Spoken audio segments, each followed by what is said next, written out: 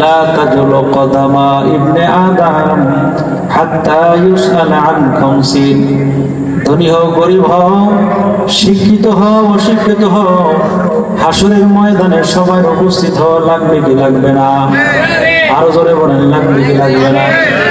ওরে মুসলমান, হাসরের ময়দানে উপস্থিত হওয়া লাগবে। লা তাজুলু কদামা ইবনে আদম, কোন বনি আদমের শক্তি নাই আল্লাহ তাআলা রব্বুল আলামিনের প্রশ্নের জবাব না দিয়া এক কদম সামনে যাইতে পারবা। লা তাজুলু কদামা ইবনে আদম হাত্তা ইউসআলা আন খামসিন। প্রত্যেক মানুষকে 5টা প্রশ্নের উত্তর দেওয়া লাগবে। জোরে বলেন, কয়টা? দুনিয়ার মধ্যে পরীক্ষার আগে আগে যদি প্রশ্ন দিয়ে দেয়, মনে করবেন পরীক্ষা বড় সহজ হবে। আল্লাহ তাআলা বলেছেন 5 প্রশ্ন তোমারে করব। এরপরেও যদি মুসলমান হাসরের ময়দানে পরীক্ষায় ফেল করে, তাইলে কি আল্লাহর দোষ?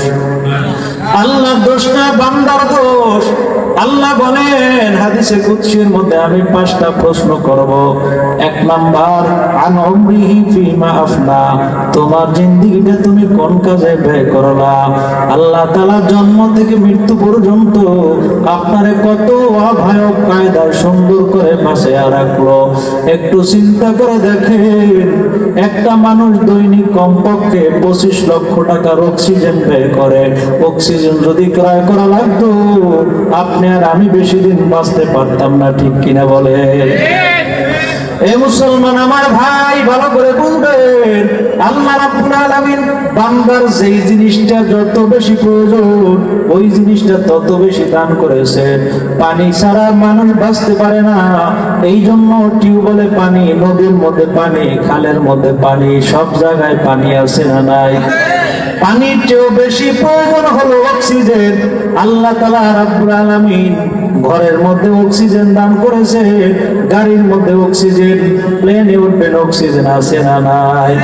আল্লাহ বলেন, ওরে বান্দা, তোমাকে আমি সুন্দর একটা জীবন দান করলাম, ওই জীবনটা তুমি কোন কাজে ব্যয় করলা হিসাব দেওয়া লাগবে কি লাগবে না?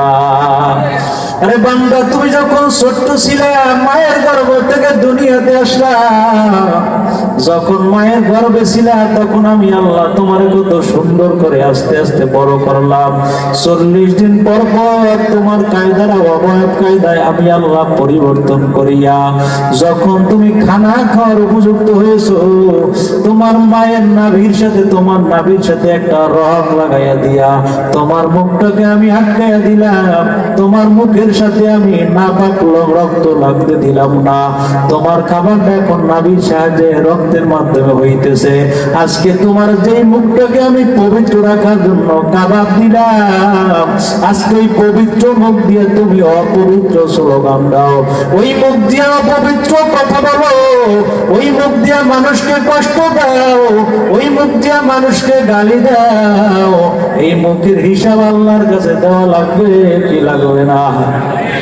لا تجل قدم ابن آدم حتى يسأل عن 5 عن عمره فيما أفناه وعن شبابه فيما أبلاه। তোমাকে আমি একটা যৌবন দান করলাম, ওই যৌবনটা তুমি কোন কাজে ব্যয় করলা হিসাব লাগবে কি লাগবে না? যাই হোক, আল্লাহ রাব্বুল আলামিন 5 প্রশ্ন করবেন। 1 নম্বরে সারা জিন্দেগি কোন কাজে ব্যয় করলাম, 2 নম্বরে যৌবন কোন কাজে ব্যয় করলাম, সম্পদ কেমনে উপার্জন করলাম, সম্পদ আবার কেমনে ব্যয় করলাম, এলেম আছে, এলেম অনুযায়ী কতটুকু আমল করলাম। এই 5টা প্রশ্ন আল্লাহ রাব্বুল আলামিন হাসরের ময়দানে করবেন।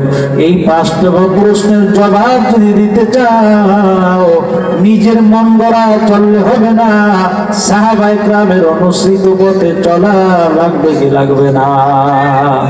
সাহাবায়ে কেরাম কেমন নবীর পাগল ছিলেন, কেমন আল্লাহ রাব্বুল আলামিনের হুকুমের পাগল ছিলেন। হাদিস শরীফে আল্লাহ নবী বলেন, আমি একদিন গভীর রজনীতে সাওর পর্বত থেকে ঘরের মধ্যে আগমন করলাম। আমি যে দরজায় করাঘাত করলাম, হযরত খাদিজা রাদিয়াল্লাহু তাআলা আনহা তাড়াতাড়ি দরজা খুলে দিলেন। আমি বললাম, খাদিজা এত রাত্র হয়ে গেল, তোমাকে দরজায় নক করার সাথে সাথে দরজা খুললা, রাত্রিবেলা কি তুমি ঘুমাও না? হযরত খাদিজা বললেন, নবী আমি জানি আপনি জীবনে কত কষ্ট করেছিলেন, আপনি উহুদের ময়দানে কষ্ট করেছেন, তায়েফের ময়দানে কষ্ট করেছেন। আমি রাত্রিবেলা যদি ঘুমিয়ে থাকি